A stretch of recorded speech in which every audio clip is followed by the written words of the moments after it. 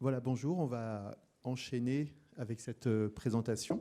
Donc merci aux collègues du pôle livre d'Occitanie Culture de m'avoir proposé de participer à cette journée en animant une des rencontres et travaillant moi-même au sein du pôle cinéma. C'est cet échange avec toi, Eléa Marini, que je vais avoir le plaisir d'accompagner. Alors c'est pas tout à fait un hasard, à la fois parce que je connais un peu ton parcours et que tes liens avec le cinéma sont très étroits. On va s'en parler.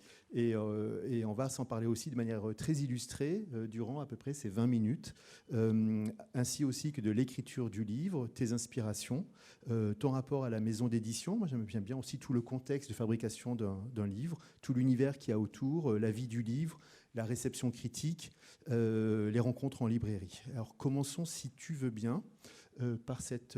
Alors, pardon, je vais toujours trop vite, mais tu veux peut-être nous dire bonjour et je suis hyper content d'être là. Pardon, je vais tout. Je suis vraiment très contente d'être là. Merci. Bonjour. Super, merci pour cette phrase tout à fait spontanée. On peut commencer, si tu veux bien, par cette 4e page de couverture, parce que c'est souvent le premier contact qu'un lecteur possible a avec un livre. On retourne l'ouvrage chez un libraire et on lit ce court texte. Les mots sont choisis toujours, je me doute bien, avec précision. Comment il s'est écrit? Est-ce qu'il y a eu beaucoup d'hésitation sur certains mots, certains thèmes qui sont mis en avant? C'est vraiment mon éditrice Noémie Sauvage qui a écrit cette 4e de couverture qui me l'a proposée. Et pour moi, il y a eu une sorte d'évidence immédiate. On a peut-être changé un ou deux détails, mais j'ai beaucoup aimé la façon dont elle faisait cette proposition de 4e, les mots qu'elle a choisis qui me paraissaient très juste pour représenter ce texte. Et donc, finalement, ça a été très simple, alors que j'avais avant un petit peu d'appréhension sur cette 4e, parce que c'est vrai que c'est tellement important en tant que lecteur. Oui, il s'agit. Alors, vous avez tous le document qui montre la journée. Vous avez tous lu précisément ce résumé, mais il s'agit à la fois d'être fidèle pour avoir bien le livre à l'esprit. C'est à la fois fidèle au récit, mais aussi à son univers. Et puis également les thématiques qui sont mises en avant. Et je pense notamment à ce dernier paragraphe, le fait qu'on voit ces termes intimes et collectifs, le chaos, le lieu fragile, une communauté. Voilà, j'ai un sentiment aussi que c'est un peu ce qu'on peut ressentir et c'est aussi de manière plus précise les mots qu'on peut mettre sur des sentiments qu'on a eus en lisant le livre. Il n'y a pas vraiment de questions. Tu viens de citer ton éditrice. Je te remercie de me l'avoir citée parce que grâce à toi, j'ai pu aller voir sa page Instagram. Et moi, je suis assez curieux. Donc, en lisant cette publication, je découvre comment le manuscrit est arrivé jusqu'à elle par la poste. Et est-ce que tu veux bien nous faire un petit contre-champ de ce qu'elle dit? Parmi plus de 2000 manuscrits reçus par la poste, on se laisse surprendre. Dès les premières pages, quelque chose saisit, une intensité immédiate, une langue à la fois singulière et limpide. Ce fut mon sentiment lorsque Marie Bemberg m'a transmis ce texte en enthousiasme. Tu as écrit le manuscrit et tu l'as envoyé. Et pourquoi cette maison d'édition précisément? Je l'ai envoyé à plusieurs maisons d'édition, mais les éditions de l'Olivier, elle avait une place très importante pour moi. Quand j'étais plus jeune, quand j'étais en fin d'adolescence, j'allais beaucoup à la médiathèque et beaucoup ici, à Zola. Et j'aimais bien chercher les livres au hasard et notamment par les tranches. Et il a suffi que je lise une fois un livre des éditions de l'Olivier et qu'il me plaise pour me dire que forcément ces livres-là étaient super. Et donc j'ai beaucoup lu de textes de cette maison, notamment en littérature américaine. Et j'appréciais beaucoup cette maison d'édition qui m'a fait découvrir des auteurs qui restent aujourd'hui très importants dans mon parcours de lectrice. Et donc, il y a ce côté absolument incroyable pour moi d'être aujourd'hui publié dans cette maison-là précisément. Et quel type d'échange vous avez eu sur à la fois le manuscrit? Quel type d'échange vous avez eu sur cette évolution entre le moment où tu l'écris et le moment où il est publié? On a eu vraiment des échanges tout au long des étapes de la fabrication du livre. Noémie, c'est quelqu'un dont j'aime vraiment beaucoup la sensibilité, qui a des goûts aussi très marqués, avec qui on peut échanger de façon... de façon très ouverte, en totale confiance, et elle est intervenue beaucoup sur des choses vraiment de l'ordre du micro, du détail, des choix de termes, mais aussi sur des scènes pour faire des propositions, soulever des questionnements.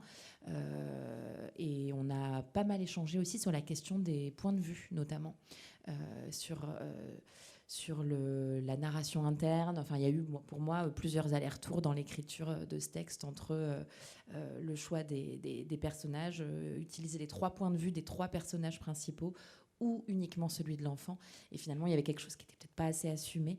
Et elle m'a vraiment accompagnée de manière très, très, très riche dans ces questionnements-là et dans toute la réécriture qu'il y a pu y avoir avant la parution. Alors, il y a 1 an et demi, en été 2024, on était ensemble au festival de Jindou, dans le Lot, mi-août, pour une rencontre autour de Mathieu Amalric. Et à cette occasion, ont été évoquées des actualités d'artistes liées au territoire régional, qui toutes, je précise que tu vis à Montpellier, qui toutes ont été amenées à travailler avec la jeune réalisatrice Clara Petazzoni, qui est au centre de l'image, alors laquelle aussi a réalisé un court-métrage en écho au film de Mathieu Amalric, Serre-moi fort, adapté du livre de Claudine Galéa, Je reviens de loin, édité ici, Espace 34. Et ce jour-là a été lue la première page du livre.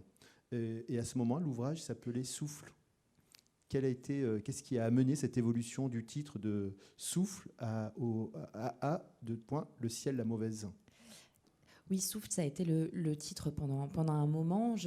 J'avais fait ce choix parce que j'aimais bien ce double sens très simple, des souffles, des vents, tout simplement, puisque c'est un texte qui s'ouvre sur un ouragan, et puis le souffle de vie, un peu après lequel courent ces 3 personnages-là.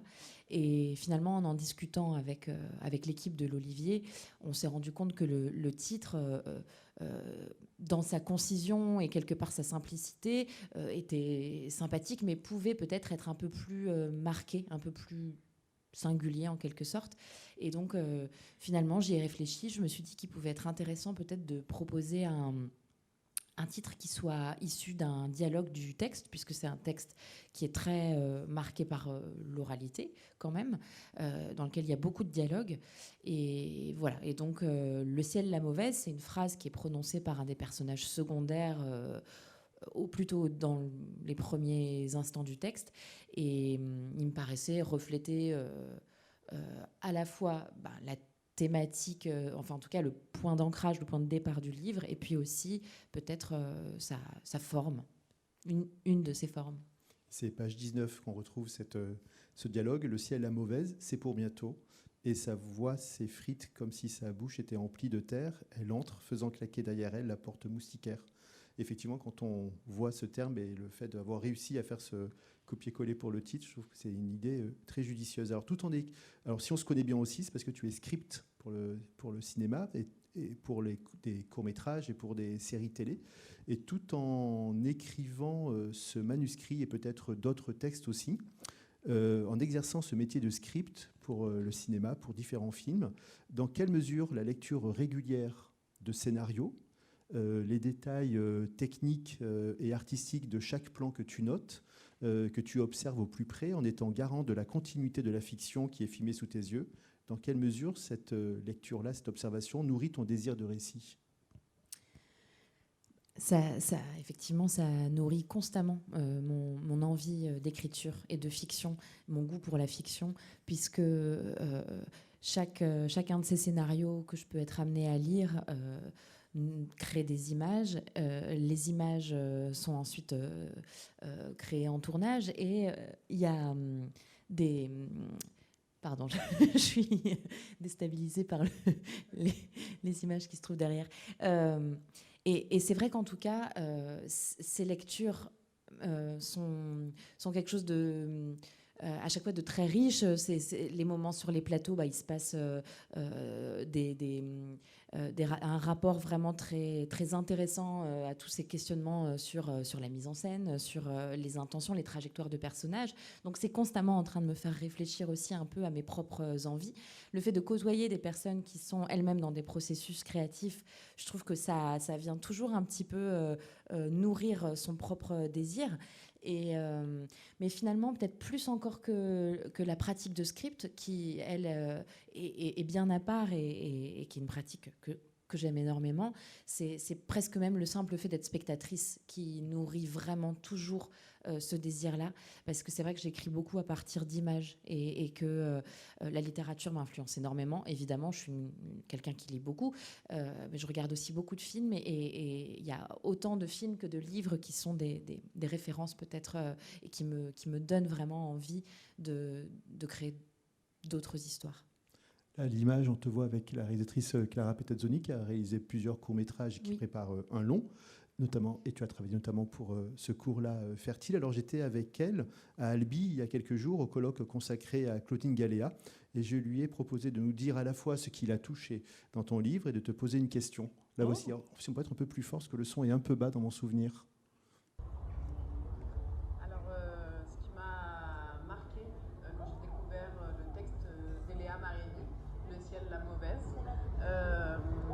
C'est la façon dont elle tisse les liens entre ces trois personnages.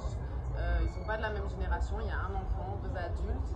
Les adultes ne font pas partie de la famille, ne sont pas des proches, ils ne sont pas tenus de jouer un rôle responsable vis-à-vis de cet enfant. Et pourtant, il y a un lien qui se crée, qui du coup m'a semblé très très libre et en ce sens extrêmement intéressant, justement parce que c'est un lien qui se crée en dehors de ces rôles qui souvent nouent les relations entre adultes et enfants. Et si je devais lui poser une question, je lui demanderais s'il y a des livres, des films ou d'autres œuvres artistiques qui l'ont accompagnée pendant l'écriture de ce livre. Et si peut-être même il y a certaines œuvres qui ont été peut-être des déclencheurs dans ce désir de nous raconter cette histoire. Voilà, merci. Voilà, si tu veux peut-être réagir à la fois à la première partie et à la question. La première partie, ce que ça me donne envie de dire, c'est qu'elle parle beaucoup mieux que moi de ce texte. En tout cas, je trouve qu'elle choisit des mots qui me touchent beaucoup, qui font un écho très fort avec ce qui est important pour moi et ce qui me touche moi-même à la fois dans la littérature, dans le cinéma et puis finalement dans ces liens entre ces personnages dans ce texte-là. C'est vraiment ça l'idée qu'il peut se créer des liens qui viennent d'un endroit où en fait les relations sont subies. Ces trois personnages échappent à un ouragan, ils se retrouvent par la force des choses ensemble, ils n'ont pas choisi d'être ensemble, ils n'ont pas envie d'être ensemble et voilà. Et pourtant, quelque chose inévitablement doit se créer pour traverser cette zone très, très chaotique. Et donc, il n'y a pas de liens familiaux. Et les deux adultes prennent une forme de charge envers cet enfant, mais ils n'ont pas envie de se substituer à des rôles de parents non plus. Et ça, c'est vrai que je suis hyper sensible à ça. C'est des thématiques que j'aime beaucoup, notamment dans le cinéma. Et bon, je trouve que Clara en parle très bien. Et donc au niveau des œuvres, voilà, oui, on a clairement... eu un petit échange aussi. Alors je ne sais pas si ça correspond, mais oui. Si ce sont ces films-là.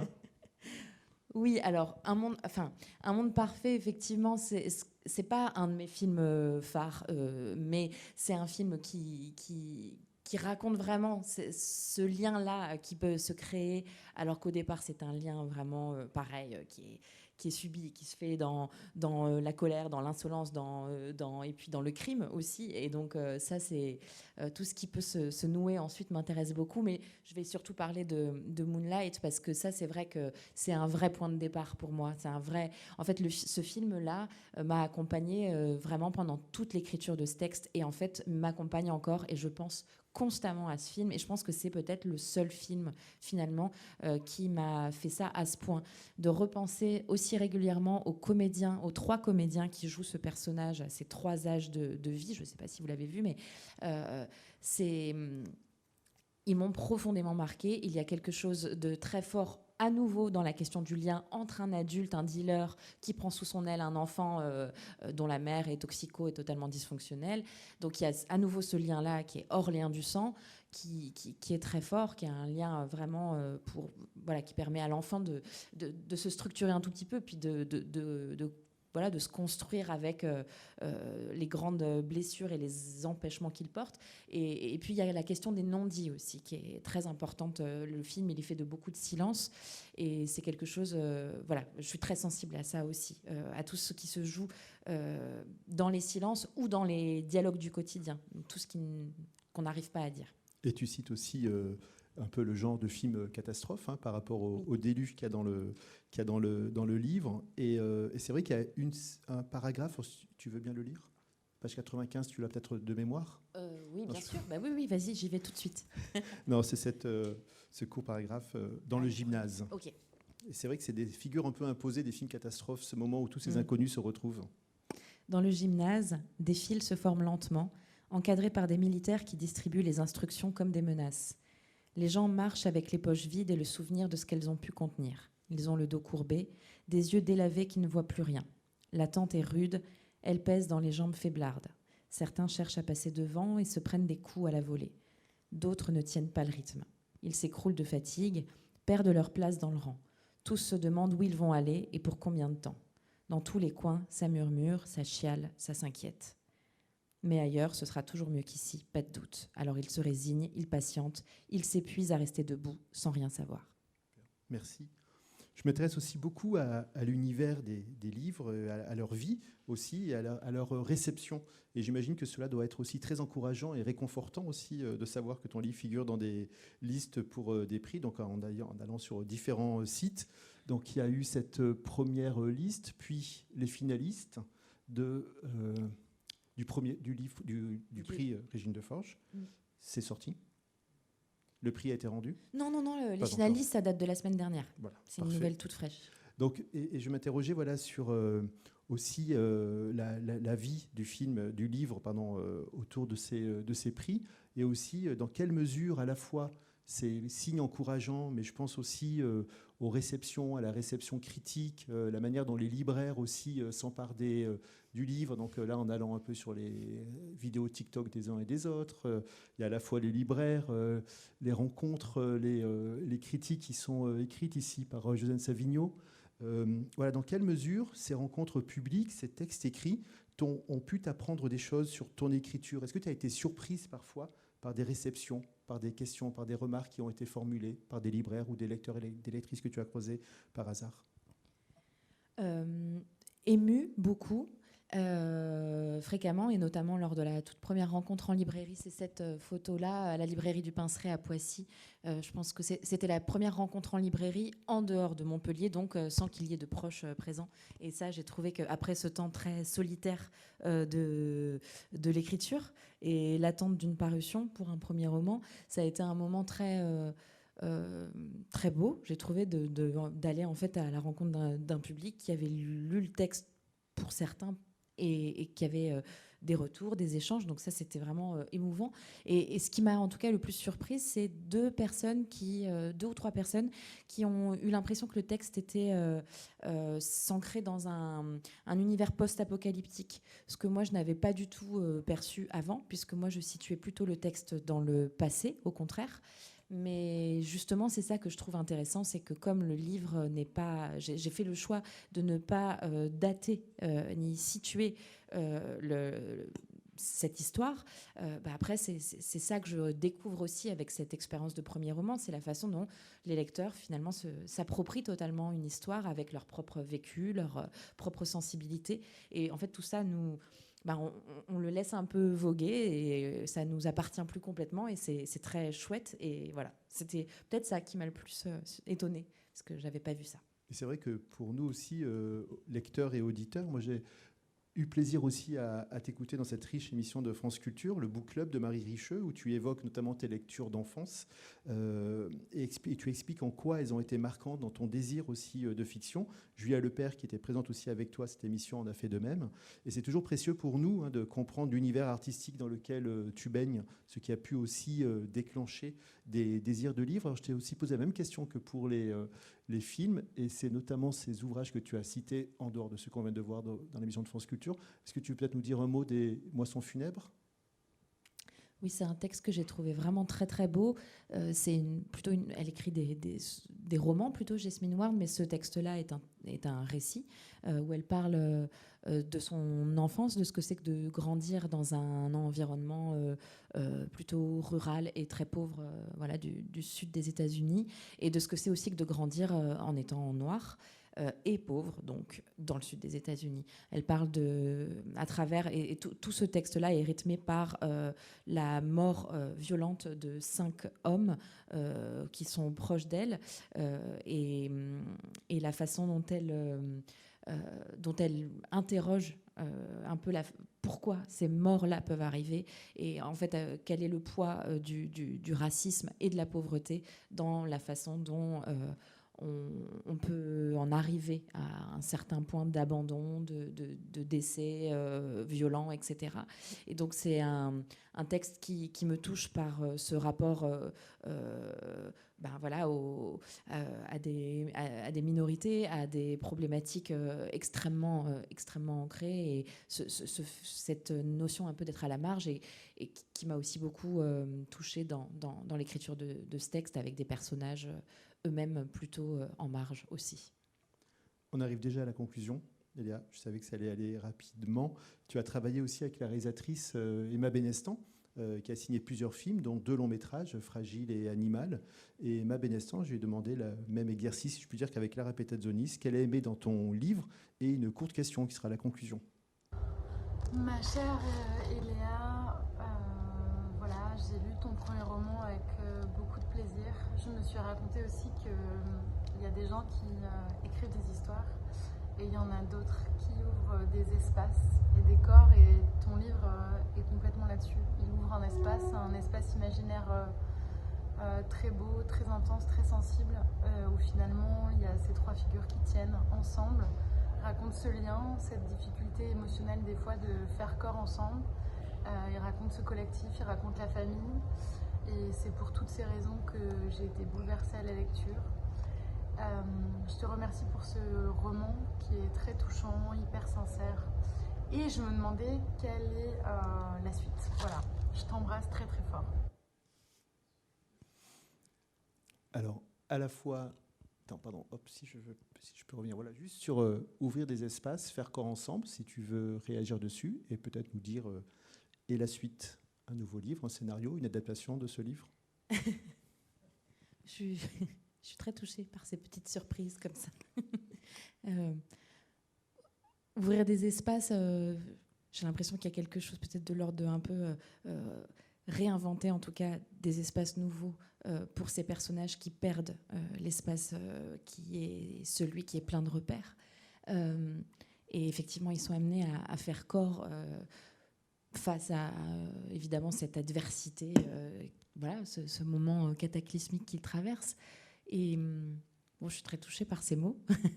La suite, il y a un deuxième roman en cours d'écriture qu'il faut que je reprenne maintenant, qui a déjà bien avancé et qui a été un court-métrage à un moment, un scénario de court-métrage, et puis que finalement je transforme actuellement. Et puis voilà, des projets de tournage aussi, voilà. On peut conclure, je peux prendre encore 1 minute 30, Emmanuel Varlet ? Il m'a dit oui. Non, par une lecture en musique, extrait de l'émission de radio que j'ai déjà citée tout à l'heure. C'est un extrait qui est situé page 158-159.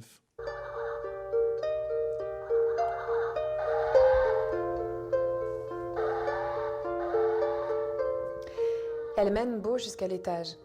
Derrière une porte vitrée se trouve l'appartement qu'elle habite. Les murs y sont couverts de photographies encadrées, de peintures et de dessins d'enfants. Dans un coin du salon, Un cheval à bascule et un tableau à craie miniature posé sur un chevalet. La femme le conduit jusqu'à une chambre au papier peint fleuri. Beau détaille tout ce qu'il voit, subjugué. Le couvre-lit à franges roses, la dinette et les poupées posées sur un coffre à jouets, la boîte à musique sur un meuble laqué blanc. Il respire le talc et la lotion, des odeurs de propre, de vie charmante. La honte s'étale, prend des formes nouvelles. Il tire sur le bas de son t-shirt informe, lâche le sac plastique par terre. C'est la chambre de ma fille, elle est à l'école. Tu peux te reposer dans son lit, t'as l'air fatiguée comme le sont les grands comme moi. Et ta mère, quand tu la retrouveras, elle te voudra frais comme un gardon. Elle voudra pas voir que t'as fait du souci. Je vais pas coucher là-dedans, réplique Beau. La femme est surprise. Et pourquoi pas? C'est pas une jolie chambre? Si, justement, pense Beau. Mais il ne répond pas. Alors tu te reposes bien et moi je vais appeler au numéro que tu m'as dit. Le gamin reste seul à tripoter les objets. Tout lui paraît doux, brillant comme de la nacre. Il met en route la boîte à musique, se glisse timidement dans le lit. Il hume le parfum qui se dégage des draps. Imagine la fillette qui vit là, dans cette vie-là, la chanceuse. Les notes de la berceuse le reposent.